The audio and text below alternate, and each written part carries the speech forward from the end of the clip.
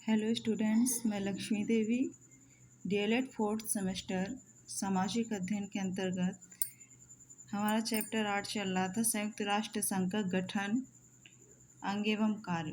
उसी के पार्ट 2 में आज हम चर्चा करेंगे संयुक्त राष्ट्र संघ के प्रमुख अंग कौन कौन से हैं। इसके पहले वीडियो में हम लोगों ने बात की थी कि संयुक्त राष्ट्र संघ का गठन कैसे हुआ, उसका उद्देश्य क्या था और उसके किस उद्देश्यों से उसकी स्थापना की गई थी। आज हम बात करेंगे संयुक्त राष्ट्र संघ के अंग के विषय में। संयुक्त राष्ट्र संघ के 6 अंग हैं: महासभा, सुरक्षा परिषद, आर्थिक एवं सामाजिक परिषद, न्यास परिषद, अंतर्राष्ट्रीय न्यायालय और सचिवालय। महासभा के बारे में जानेंगे कि महासभा क्या है और ये किस प्रकार से कार्य करता है। महासभा, इसमें सदस्य संख्या 193 है, यानी कि जितने भी इसमें सदस्य राष्ट्र हैं वो सभी महासभा के सदस्य होते हैं। तो इस प्रकार 193 सदस्य संख्या है महासभा में, और प्रत्येक राष्ट्र के 5 प्रतिनिधि इसमें जा सकते हैं, किंतु उनका वोट सिर्फ एक ही होता है। अर्थात इसमें जो है प्रत्येक राष्ट्र के 5 प्रतिनिधि इसमें सम्मिलित हो सकते हैं, लेकिन उनका जब वोट पड़ता है तो उसमें सिर्फ एक ही मत काउंट होगा।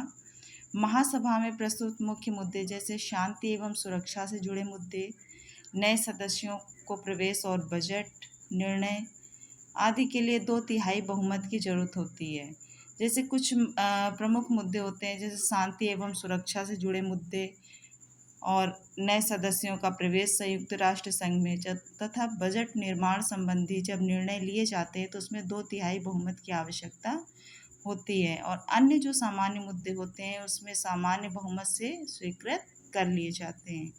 इसकी बैठक जो है वर्ष में एक बार होती है, और प्रत्येक नियमित सत्र के शुरुआत पर एक नए अध्यक्ष, 21 उपाध्यक्ष और महासभा के 7 मुख्य समितियों के अध्यक्षों का चुनाव करती है।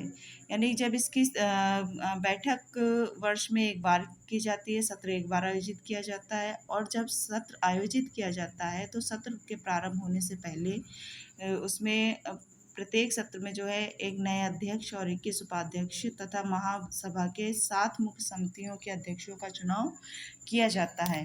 अब हम जानेंगे इसके कार्य क्या क्या है कि महासभा किस तरह की कार्य करती है। जैसे सुरक्षा परिषद की संस्तुति पर अंतर्राष्ट्रीय न्यायालय के न्यायाधीशों का चुनाव करना, नए देशों को सदस्यता देना, महासचिव की नियुक्ति करना तथा राष्ट्र संघ का बजट पारित करना, ये महासभा के कार्य हैं। अब इसके पश्चात हम जानेंगे सुरक्षा परिषद। सुरक्षा परिषद क्या है और ये किस प्रकार से कार्य करती है, इसके सदस्य संख्या क्या है। सुरक्षा परिषद यह संयुक्त राष्ट्र संघ का मुख्य अंग है। यह संयुक्त राष्ट्र संघ में कार्यपालिका के समान कार्य करती है।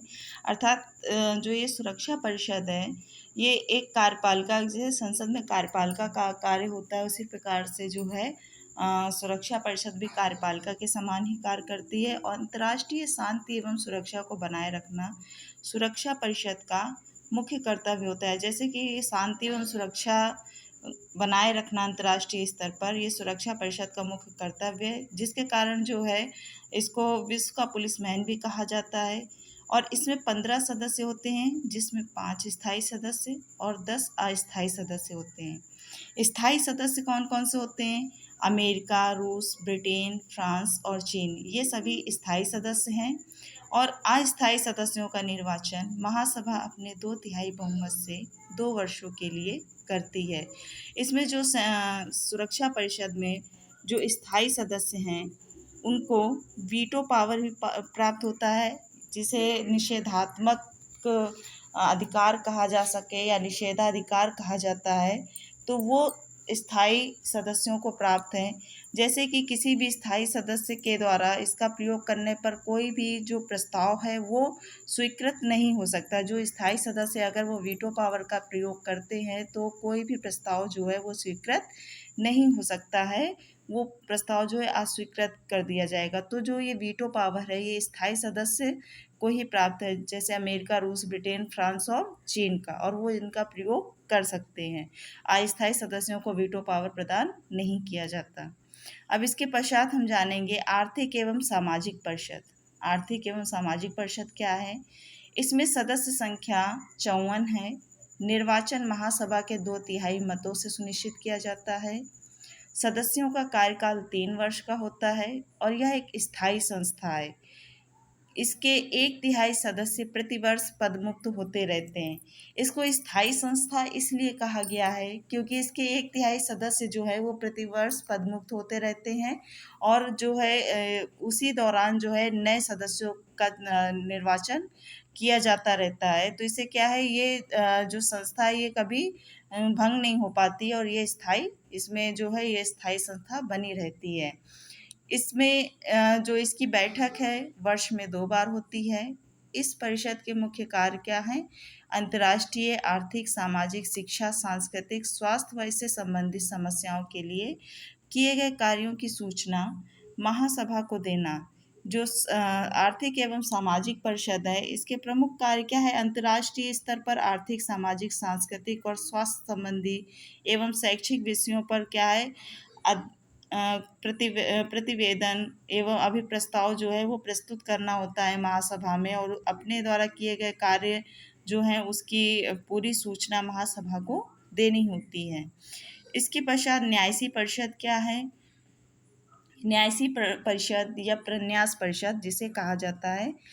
न्यास परिषद का मुख्य कार्य उन पराधीन और पिछड़े देशों के हितों की रक्षा एवं देखरेख करना है जो अभी संयुक्त राष्ट्र के संरक्षण में हैं।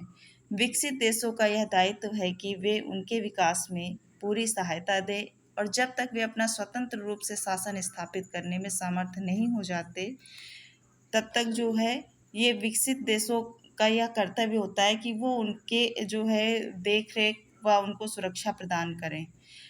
नवंबर 1994 में अमेरिका द्वारा प्रशासित प्रशांत द्वीप पलाओ के स्वतंत्र होने के साथ ही न्यास परिषद या न्यायसी परिषद के कार्य लगभग समाप्त हो गए।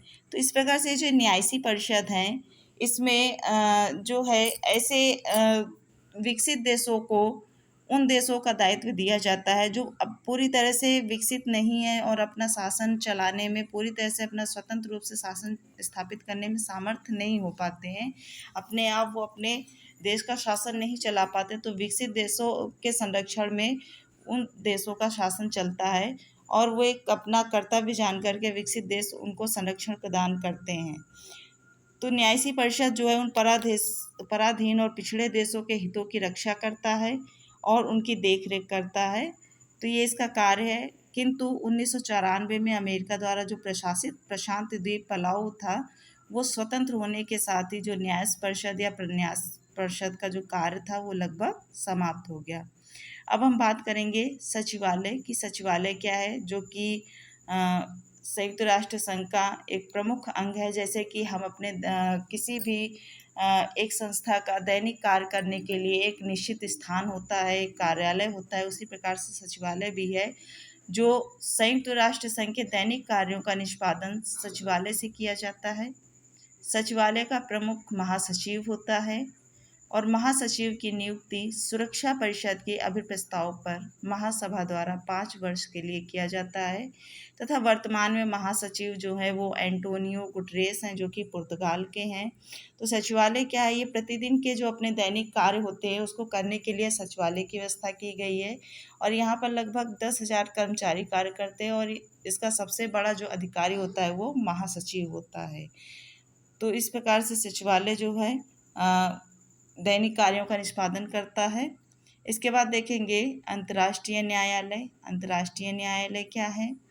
इसकी स्थापना हेग, नीदरलैंड में 3 अप्रैल 1946 को की गई थी। अंतर्राष्ट्रीय न्यायालय जो है इसकी स्थापना हेग, नीदरलैंड में 3 अप्रैल 1946 को की गई। इसमें न्यायाधीशों की संख्या जो है वो 15 है। इनका कार्यकाल 9 वर्ष है। न्यायालय का कोरम अर्थात कार्यवाही संचालन के लिए न्यायाधीशों की न्यूनतम संख्या 9 है। जब न्यायालय का कोई भी कार्यवाही की जाती है तो उसमें कम से कम न्यायाधीशों की संख्या 9 होनी चाहिए, तथा वर्तमान में श्री दलवीर भंडारी जो है वो संयुक्त अंतर्राष्ट्रीय न्यायालय में न्यायाधीश के पद पर नियुक्त हैं। तो इस समय वर्तमान में भारतीय जो है न्यायाधीश श्री दलवीर भंडारी जो है यहाँ संयुक्त राष्ट्र संघ के अंतर्राष्ट्रीय न्यायालय में जो है न्यायाधीश के पद पर नियुक्त हैं।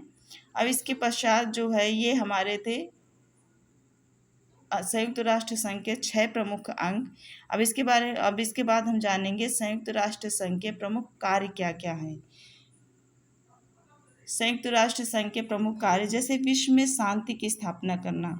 जैसे पहले ही बताया जा चुका है कि प्रथम विश्व युद्ध के पश्चात जो है जब द्वितीय विश्व युद्ध हुआ तो उसके विनाशकारी परिणामों से सभी जो राष्ट्र थे वो चिंतित हो गए थे, और उसी उद्देश्य से कि विश्व में शांति की स्थापना हो सके, इस उद्देश्य से संयुक्त राष्ट्र संघ की स्थापना की गई। तो इसका प्रमुख जो कार्य है वो था कि अंतर्राष्ट्रीय स्तर में विश्व में शांति एवं सुरक्षा की भावना विकसित करना तथा शांति की स्थापना करना। दूसरा है मानव जाति को युद्ध की विभीषिका से बचाना। इसमें कुछ इसके जो घोषणा पत्र हैं उस पे इस तरह की घोषणाएं की गई जिससे कि मानव जाति को आगे आने वाले भविष्य में जो है युद्धों की विभीषिका से बचाया जा सके या युद्ध आदि से बचाया जा सके। तो इस तरह से घोषणा पत्र इसके जारी किए गए थे। तीसरा है विश्व में आर्थिक सामाजिक विकास में योगदान देना। जो देश जो है आर्थिक रूप से पिछड़ा हुआ है या सामाजिक रूप से पिछड़ा हुआ है उसको जो है विश्व पटल पर आगे लाना और उसका विकास करना, ये संयुक्त राष्ट्र संघ का प्रमुख कार्य है। इसके साथ साथ अगला कार्य है अंतर्राष्ट्रीय स्तर पर मानवीय अधिकारों की रक्षा करना। इसमें अंतर्राष्ट्रीय स्तर पर जो है सभी लोगों में भेदभाव की भावना न रहे तथा अंतर्राष्ट्रीय स्तर पर मानवीय अधिकारों की प्रत्येक व्यक्ति को उसके अधिकारों से वंचित न किया जाना तथा उसके अधिकारों की रक्षा हो सके, इस तरह के कार्य जो हैं समय समय पर संयुक्त राष्ट्र संघ के द्वारा किए जाते हैं। इसका बाद है स्थायी तथा प्रभावशाली संगठनों की स्थापना में योगदान देना। संयुक्त राष्ट्र संघ ने कुछ स्थायी तथा प्रभावशाली संगठनों की स्थापना की तथा अंतर्राष्ट्रीय स्तर पर सभी कार्यों के संचालन के लिए जो है कुछ ऐसे विशिष्ट अभिकरण भी बनाए तथा उन संगठनों के स्थापना कर उनका जो है अंतर्राष्ट्रीय स्तर पर सामाजिक, आर्थिक तथा वैश्विक स्तर पर जो है उनको योगदान देना तथा जो है प्रत्येक अंतर्राष्ट्रीय स्तर पर सभी जो है एक दूसरे सहयोग की भावना से कार्य करना। इसके बाद है संयुक्त राष्ट्र संघ के विशिष्ट अभिकरण। यहाँ पर हम बात करेंगे कि संयुक्त राष्ट्र संघ की कुछ ऐसी एजेंसियाँ हैं जो संयुक्त राष्ट्र संघ के अंतर्गत होते हुए जो है वो कार्य करती हैं। संयुक्त राष्ट्र के उद्देश्य जैसे था कि सभी राष्ट्रों का आर्थिक, सामाजिक एवं सांस्कृतिक विकास करना है, और इसी उद्देश्य की पूर्ति के लिए संयुक्त राष्ट्र संघ की ओर से कुछ ऐसी संस्थाएं गठित की गई हैं या बनाई गई हैं जो अपने अपने विषय से संबंधित कार्य करती रहती है। शिक्षा, स्वास्थ्य, पर्यावरण, डाक संचार आदि समस्याओं से संबंधित